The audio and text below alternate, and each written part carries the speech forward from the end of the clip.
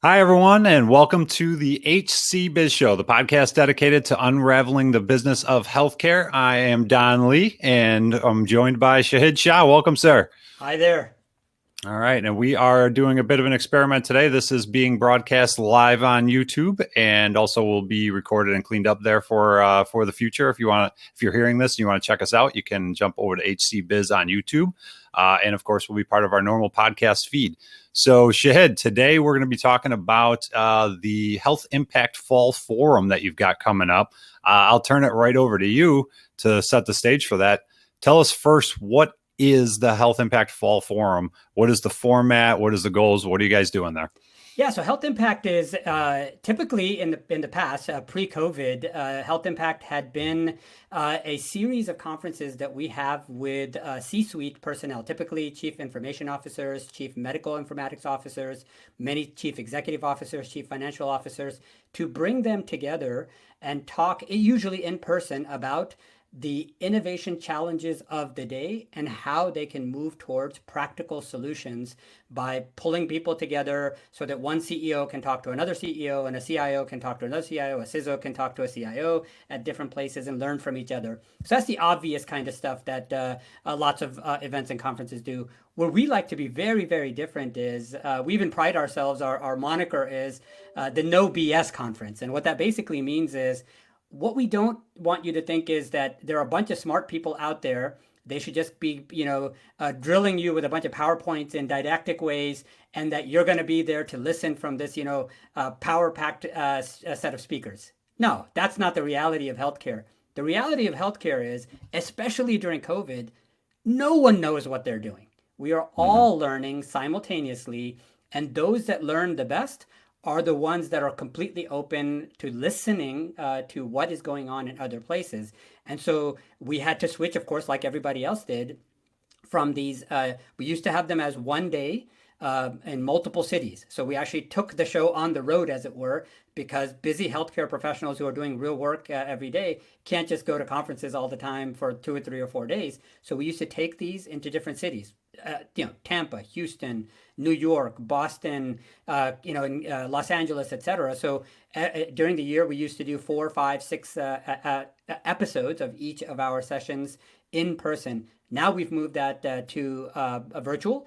And in the virtual, it's very interesting is that many of the C-suite are also social distancing and they're staying at home. So we actually have even more power-packed audiences and speakers because they can spend more time with each other in this virtual approach. So we don't think that 5 years from now we will still be doing everything virtual, but I think it's a good mix. So number one, no BS. Number two, it's all about true and proper networking, about getting to practical advice about what things are happening. And that starts with our basic assumption that you're not here for lectures or general purpose education. You can get that in a bunch of places, and we're not going to be adding to that. Instead, what you want is what's valuable advice that you can get from your peers. So peer reviews, peer networking, peer discussions. And so we're just a series of conversations. We have a no BS rule, and then we also have a no PowerPoint rule. Like the only PowerPoints that are allowed is if you're making a specific point, from rules or regulations that you have to put text up on the screen in order to show. That's certainly okay, and we do have a little bit of that goes on. But really what we want is no PowerPoints, and no education per se. You want conversations with your peers that are leading for you to talk about your problems and their solutions, or their problems and your solutions. And that's how we all win. Got it. And then what are you doing to facilitate that conversation, right? Because now you're in an online virtual venue, and you can put, you're going to be up there hosting these sessions and leading the conversations. But how do you pull people into it? Is it all pre-scheduled? You're going to be talking to just these people, or is there a way for the audience, if you will, who's joining the conference to more actively participate? No, it's a great question. And so the way that we've set this up is, so HealthIMPACT had always been conversational, and that was one of the biggest struggles. How the heck do we keep, normally the way I run panels is the inverse model, which is respect the audience and their questions. So what we normally used to do, and you've been part of many of my panels before, so you've seen this too, is you start with introductions to the speakers and the introduction of the topic. That takes no more than 5 minutes. then you immediately open it up for questions. And if anybody has a question about their favorite topic because the speakers are up there, go ahead and ask. If not, we continue the conversation and people can interrupt. So in order to mimic that, what we do is we get a portion of our talks pre-recorded. So the first, let's say 20 minutes or so are already recorded so that the speakers who are going to be there live, you can go ahead and chat with them. So they're talking, in the video part, but they're also live chatting with you. So let's say that they say something on the screen, you don't have to interrupt them, right? They're going to continue talking for the first 15, 20 minutes. And then we have another 10, 15 minutes of live Q&A where we bring them on the screen so you can actually interact with them. So this is one of those things at Health Impact. We try to really figure out how do you get conversations continuing over time. And this is a good way. So we practiced it a lot during our first summer event. We have our speakers come on live, full interaction through chat, live through video. And in many cases, if an audience member felt like they wanted to ask a question live, they can do it not just in the chat, but we'll bring them up on stage as it were, like you would in a normal Q&A period, come up to the microphone. You can actually come on video, and many of our questioners did do that. So we've got kind of like the best of all the worlds, right? You've got top-notch speakers because they're more available because they're not traveling around, flying around everywhere. You've got the ability to do the no BS conversations. You've got the ability to have the interactive chat, which makes it fully asynchronous. Lots of people can ask questions. And then finally, you've got the live capability. So I think we've got the best of all the different multiple modalities that we can then learn from. And then, of course, those same conversations are, of course, recorded. Questions are recorded. They can be replayed later, especially in the time of COVID when not everybody can go out. You want people to be able to listen and participate on these conversations after work, during work, when they're taking a break, on their jog in the morning to work, etc. So that's what we're trying to do, is to make sure that the information, pull out the BS from everywhere, take away all of the baloney, get to the reality of what's going on so people can do their jobs in a more effective way. That's what we're all here to do. That sounds great. And then for me, one of the biggest draws ever to go to the conference is obviously everything that happens outside of the conference, all the networking, the dinners, the happy hours, all of that kind of stuff. Have you guys found a way to simulate that in any way as part of this? We have. So the platform that we use does allow us to have these side rooms. What's really difficult for the audience to know is, what are the side rooms that are available and who's going to be there? Right. So that's the struggle we're having at the moment, is how do we let people know that, hey, while Shahid and Steve Klasko are talking here, there's also these 2 or 3 other conversations going on. So if you're bored by Shahid because it's the 9th time you've seen him today, here are the 3 or 4 other things going on. So we're trying to figure out how to do that. But the platform already, when we did it in the summer, absolutely allows peer-to-peer networking. So like if you and I wanted to step out to the side and have a quick conversation while the video is going on, we can do that. Rooms are on the side. Virtual, like a 3D exhibit hall, is also possible, but we're not quite sure, is that more gimmicky or is it reality? And this is where we'd love for audience members to tell us, hey, this worked and this is not. What we got a lot of good feedback telling us, this was cool, but this was a bunch of baloney. Like, I don't know what you guys are doing here. So we're trying to fix some of that. But that point that you made about networking is how conversations continue. And anybody that has ideas for how to get that to work better than what we did in the summer, please do let us know, because we're willing to try that out for the fall one that happens in about 2 weeks.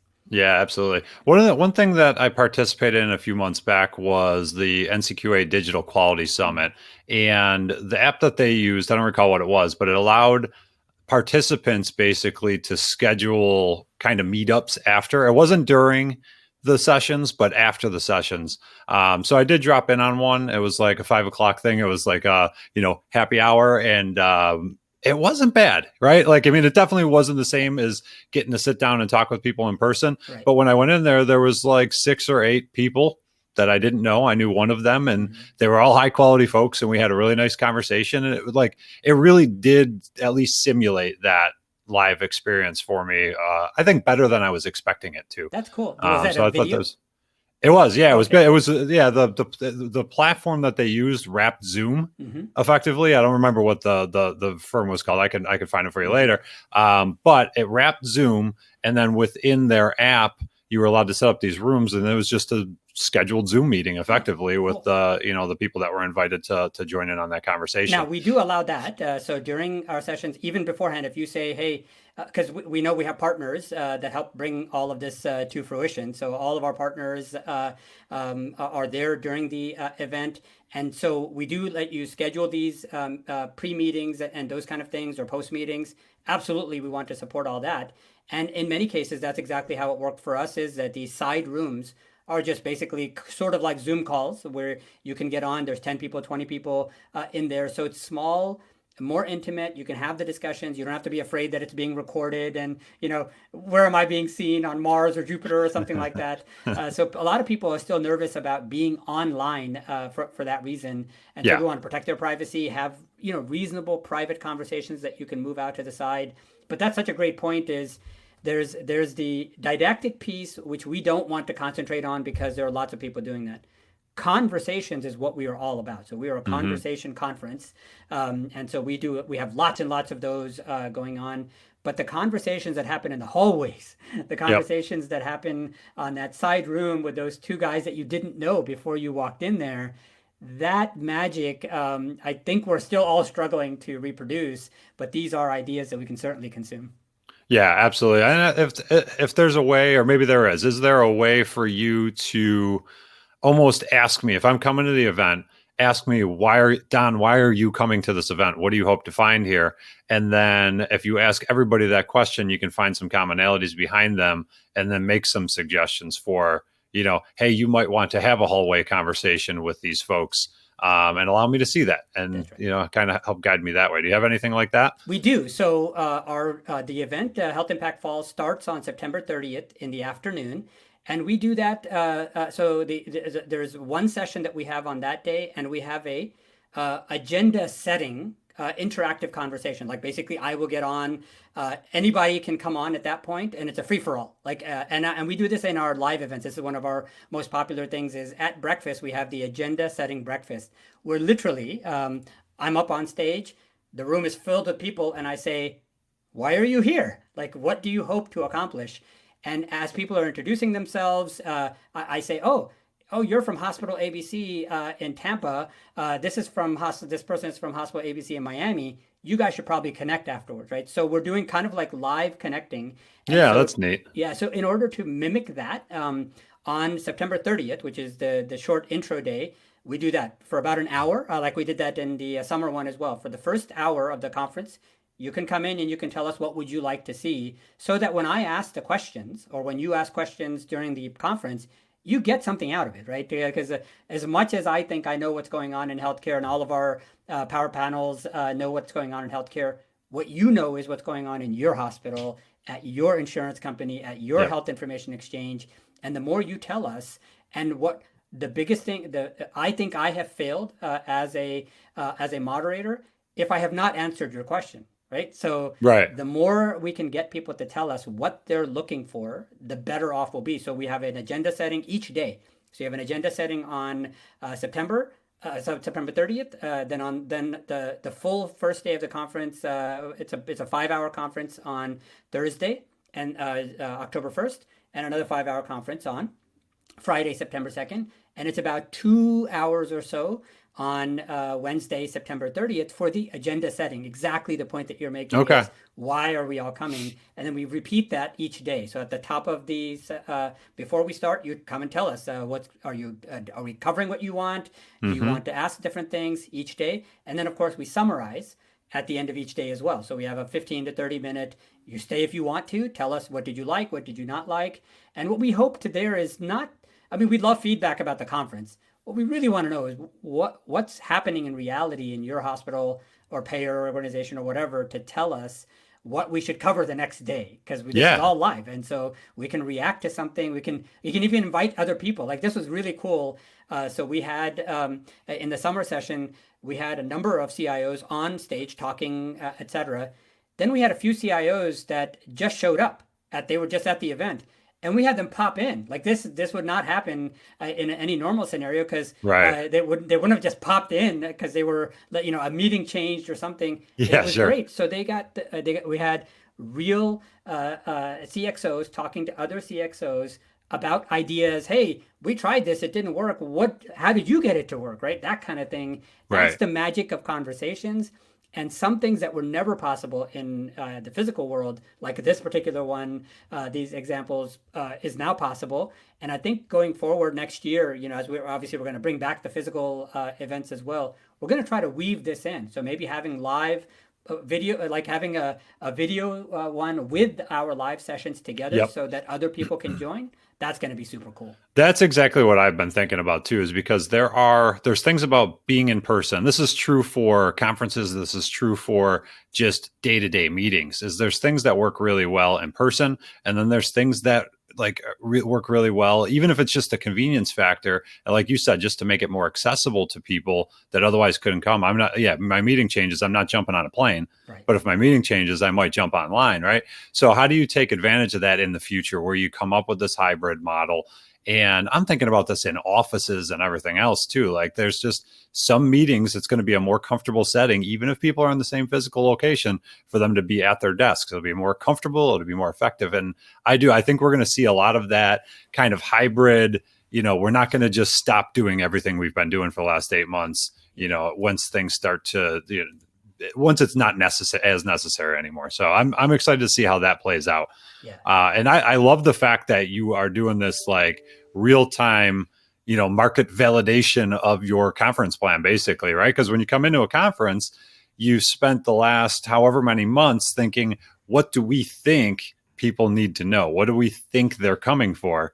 But you don't know. Yeah. You don't really know until you ask them. So to be able to do that on the fly and then adjust on the fly, that's pretty impressive. And I suspect the reason you don't see that more often is because people are afraid to do that. So I applaud you. I mean, it doesn't surprise me. I've worked with you long enough, but I love the fact that you're willing to just say, all right, well, we'll throw the plan out and we'll do something new today because our plan was off and you need something different. Yeah. I think a lot of people probably just don't have the bravery or wherewithal to get up on stage and do that live. So I think that's pretty awesome and unique. Yeah, and I appreciate those kind words, but I think really it doesn't. It's probably less about bravery and more about who do you care about. Do you care about the audience, or do you care about your sponsors, or do you care about the speakers? In a lot of events, what happens is we care more about what's going on with the speakers and are they being taken care of, and how am I going to get somebody on stage that will draw an audience. Look, if you believe that your audience is smart and they know what they're doing, you're going to treat everybody as a peer. So if we're all peers, what's the fear here, right? You don't know what you're doing. I don't know what I'm doing. We're all peers, right? And that's the fear right there. But a lot of people don't want to say that out loud. Right. Yeah. They believe it, but they're trying really, really hard to hide that from everybody. That's right. And that's what I'm hoping is that by showing people, like at Health Impact, showing people that being vulnerable, being honest, being open, removing the BS from all of this, the veil of expertise, the veil of experience is something I've kind of been afraid of that veil being removed because there are experts in the field. There are the Faucis of the world that know what they are doing. There's no question about that. Yeah. But even the Faucis of the world are learning today. They did not know what they did not know 6 months ago. Exactly. They're learning today. So even the best of the best, and I consider myself in the software engineering world, in healthcare and medical devices, I'm at the top of my field. I'm at the top of my game. But there are 50 other people that could show up at any minute and be smarter than I am. Yeah, that's absolutely. Okay, right? Yep. Whatever conference you are at, there are more smart people outside that conference than there are inside at every time. And there's no question about that. Now, what do you do is, do I care about my audience or do I care about my speakers? If I care about my audience, I get them involved immediately. If I care about my speakers, I say, hey, go pontificate. Hey, tell me what you think. The speakers that we have, oh my goodness, they're out there doing daily work, right? They're out there saving lives. They're out there building strategies.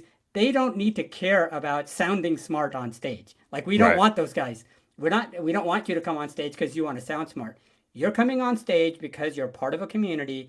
You want to be vulnerable. You want to show people that there's a lot that you know that you can share, and vice versa. The moment you do that, and you can tell conferences that are designed for audiences versus conferences that are designed for speakers.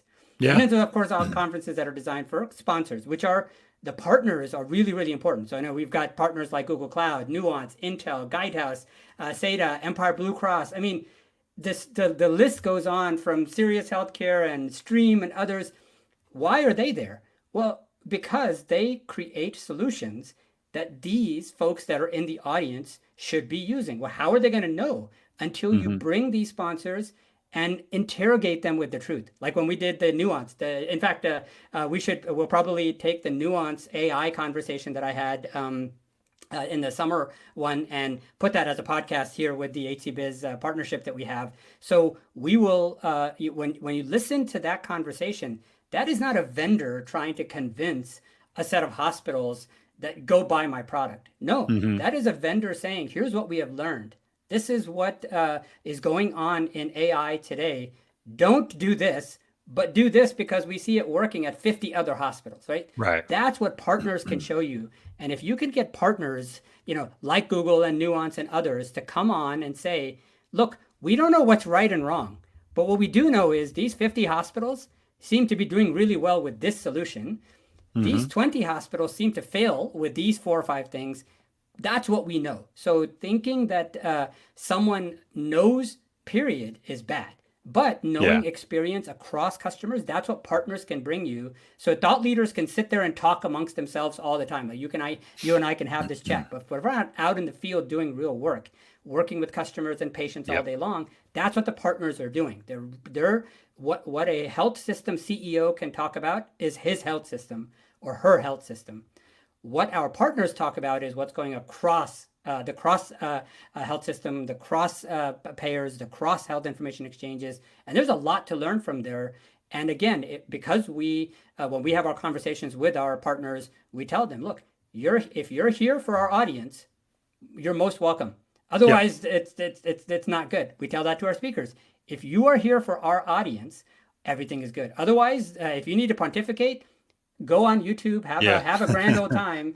There's But plenty of we need the places to do that. conversations. Yeah, Yeah, exactly. no, that's awesome. And I think coming in knowing that that's what you're trying to accomplish and knowing how you're going to service it allows you to pre-select those people so that no one's going to get upset when you do go change things up on them at the last second. So it all, it all comes together when you know what you're trying to accomplish. So That's right. that's really cool. So far, so I've been doing this a little over 10 years. So Health Impact and our partners at Purpose Events have been doing this for a little over 10 years, I think. I can probably count on just one hand, maybe once or twice, I have had to take and maybe quiet a speaker on stage because they were talking more about themselves than they were about what the audience or others care about. But Yeah. everybody else, I mean, we're talking about hundreds of conversations on stage with thousands of participants, et cetera. It's very, very rare where we have selected a speaker and they just start talking more about themselves than what the audience cares about. So Right. Right that on. selection process, you're exactly right. You run conferences as well. You know how hard it is to find speakers as it Oh yeah. is. Oh yeah. Finding the right group of speakers who then care about the audience more than they do about themselves is even harder. And then speakers who are willing to listen to the audience and change their views or change what they are talking about in the conversation based on what the audience wants is even harder. So, Yeah. we've got a big experiment, but I think it's working. Yeah, no, if you're 10 years in, I thought you must be doing something right. Yeah. So as we wrap up here, we just got a couple minutes left. What's what's a big topic thread, or like what are the main things you think you're going to be discussing during the event? Yeah, a couple things. One, we're starting the day off with Kevin, who's the CEO at University of Pennsylvania Hospital. He's talking about misinformation. So he's kicking us off about and he wrote an article about that. And so we're starting the talk about misinformation and what is a hospital's responsibility in their community to make sure proper information is getting out. Then most of our conversation over the next couple of days is going to be about sustainable innovation strategy. Based on COVID, lots of things changed rapidly. Now hospitals know what is possible to be done fast. Question is, what are you going to keep and what can't be done? What do you do with governance? Governance is all about permissions and consensus building. We threw governance out the window in the Yep. last 6 months. Yep. Does that stay or does that go? Then we've got the role of digital health in true care delivery transformation.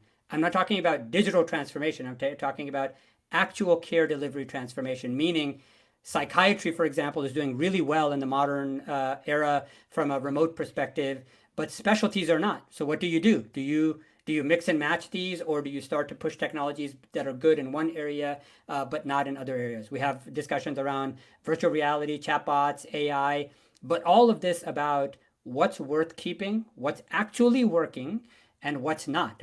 So, for example, the telehealth that went shot straight up in the first 2 months has now dropped like a rock in many specialties, but Yep. not in others.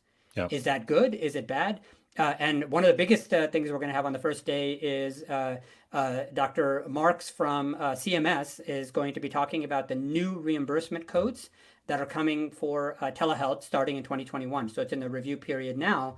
So he's going to be on stage talking about what has Medicare decided to reimburse in this new era of telehealth, telemedicine. What are the actual codes that can be used? So that'll be a great conversation. And then we end the conversation on Friday with Steve Klasko, who's written a book called Unhealthcare. So that interview with him is going to be terrific. We're going to be talking about who are the real competitors for healthcare in the future. Is the competitor the hospital across the street or the practice across the street? Or is your competitor Walmart because they have a clinic now in their environment? So we're going to cover a lot, but it's mostly about care delivery transformation now caused by digital health upheaval and COVID upheaval. Got it. And again, it's people who are physically working on doing just this stuff every single day that are going to be up there talking about it. And, attendees will have the ability to help drive the agenda. So, yeah, it sounds like an awesome event. I'm looking forward to checking it out. And if you're watching live, you can see the Health Impact Fall Forum site is up here. If you're listening, check it out at Health Impact Fall. Yep. .com. HealthImpactFall.com. There you go. We'll link that up down below, like always. But do check that out. If you listen to the show, it's you're probably going to like listening to Shahid on stage doing similar type work. So I highly recommend it. And it's been a good catching up with you today, Shahid, and walking through this. And I'm happy we get to share it out with the audience. Look forward to the show. No, appreciate it. Awesome. So as always, you can check us out at thehcbiz.com, find all of our archives and blog posts and old videos and everything else. And as always, thanks for letting us learn with you. We'll see you next time.